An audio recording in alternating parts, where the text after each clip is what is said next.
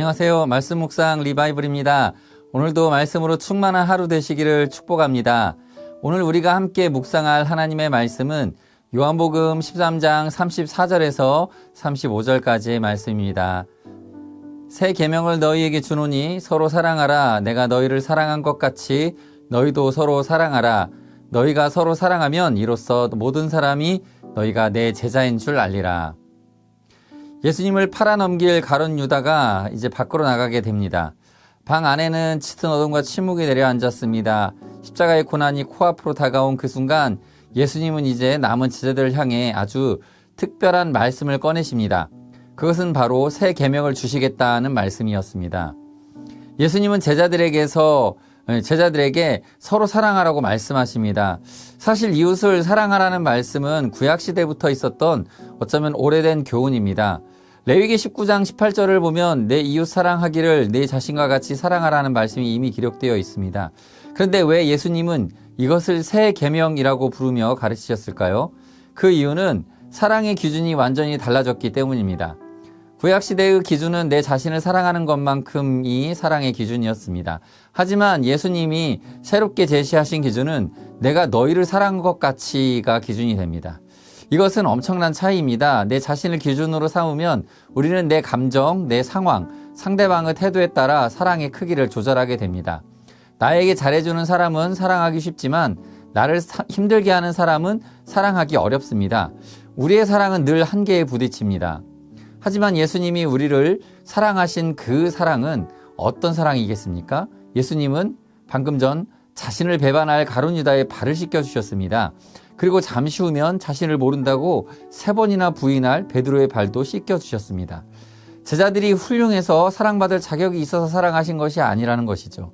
허물 많고 이기적이고 배신할 것을 다 예수님 알고 계시지만 끝까지 그리고 자신의 생명을 십자가에 내어주기까지 사랑하셨던 것입니다. 조건 없는 사랑, 희생적인 사랑이 바로 이 예수님의 사랑입니다. 구약성경 호세아 3장 1절을 보면 하나님께서 선지자 호세아에게 참으로 이해하기 힘든 명령을 내리십니다. 다른 남자를 사랑하여 떠나버린 아내의 고멜을 다시 찾아가서 사랑하여 다시 아내로 맞이라는 것입니다. 배신감에 치를 떨며 분노하는 것이 당연한 상황이지만 호세아 자신의 감정이나 기준으로는 도저히 고멜을 다시 사랑할 수 없었을 것이지만 그런데 하나님은 이렇게 덧붙여 말씀하시죠. 이스라엘 자손이 다른 신을 섬길지라도 여호와가 그들을 사랑하나니 너도 그 여인을 사랑하라. 호세아가 고멜을 다시 품을 수 있었던 이유는 그 여인이 사랑스러워서가 아니라 자격 없는 이스라엘을 끝까지 포기하지 않으시는 하나님의 크신 사랑을 알았기 때문입니다. 자신이 받은 하나님의 사랑이 기준이 되었을 때 용서할 수 없는 사람을 용서하고 품을 수 있었습니다. 하와이 몰로카이 섬에 다미안 신부의 얘기가 있죠. 우리에게 큰 울림을 주죠. 그는 버림받은 나병 환자들의 섬에 자원해서 들어갔습니다. 처음에는 멀리서 그들을 불쌍히 여기며 말씀을 전했지만 환자들의 마음은 쉽게 열리지 않았죠. 건강한 사람이 자신들을 온전히 이해할 수 없다고 생각했기 때문입니다. 훗날 다미안 신부 자신도 나병에 걸리게 되었을 때 그는 비로소 사랑하는 나의 나병 환자 형제들이여 라고 말하며 말씀을 전하기 시작했고요. 우리 나병 환자들이라고 설교를 시작할 때에 그때부터 이 환자들의 마음이 녹아내렸습니다. 다미안 신부의 사랑은 높은 곳에서 동정하는 사랑이 아니라 예수님께서 하늘 보좌를 버리고 낮고 천한 인간의 몸을 입고 우리 가운데 오신 그 성육신의 사랑으로 바로 내가 너희를 사랑한 것 같이의 사랑이었던 것입니다. 예수님께서 오늘 우리에게 내가 너희를 사랑한 것 같이 너희도 서로 사랑하라고 말씀하신 것은 우리 내면의 메마른 감정을 쥐어짜내어 억지로 누구를 좋아하라는 것이 아닙니다. 먼저 우리가 예수님께 얼마나 큰 사랑을 받은 존재인지를 깊이 묵상하고 기억하라는 예수님의 초청인 것입니다. 내 안에 사랑이 없을 때 우리는 십자가 앞으로 나아가 그 무한한 사랑을 공급받아야 합니다. 그 사랑이 내 안에 가득 채워질 때 비로소 내 곁에 있는 사람들을 향하여 그 사랑이 흘러 넘치게 됩니다. 오늘 하루 우리의 삶의 자리를 돌아보기를 원합니다. 내 가족 중에, 직장 동료 중에 혹은 교회 공동체 안에서 유독 내 마음을 어렵게 하고 사랑하기 힘든 사람이 있습니까? 내 감정과 내 기준으로는 그 사람을 품을 수 없습니다. 그러나 오늘 예수님이 내 발을 씻겨주셨던 그 순간을 기억해 보십시오. 나를 위해 십자가에서 흘리신 그 보혈의 은혜를 떠올려 보시기 바랍니다. 오늘 하루 그 예수님의 사랑에 비친 마음으로 내게 주신 그 사랑을 기억하며 누군가에게 작은 친절 하나를 베풀어 보시면 어떨까요?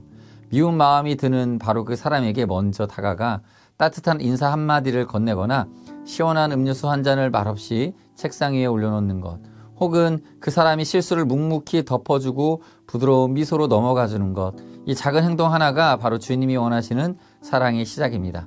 세상 사람들은 우리의 화려한 말이나 성경 지식이 아니라 이렇게 서로 아끼고 품어주는 사랑의 모습을 볼 때 비로소 우리가 예수님의 진짜 제자임을 알게 될 것입니다.